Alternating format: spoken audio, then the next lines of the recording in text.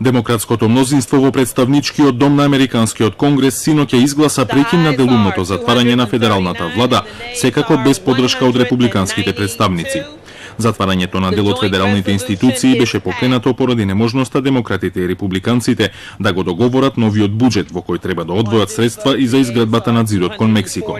Спикерката на представничкиот дом Ненси Пелоси рече дека изградбата на зидот е неморална. And this is not a wall between Mexico and the United States that the president is creating here.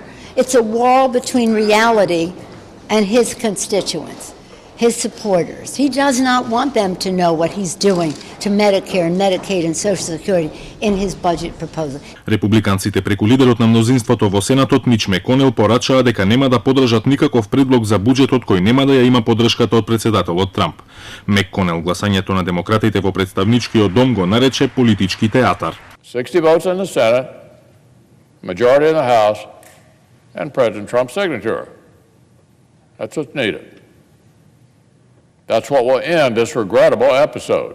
По ноемвриските избори минатата година Американскиот конгрес стана екстремно поделен. Демократите добија мнозинство во представничкиот дом, додека републиканците успеа да го задржат мнозинството во Сенатот. Пред изборите републиканците имаа мнозинство и во представничкиот дом и го поддржаа предлог буџетот на Трамп кој предвидуваше $5 милиарди за изградба на зидот, но не успеа да ги обезбедат потребните 60 гласови во 100-члениот Сенат.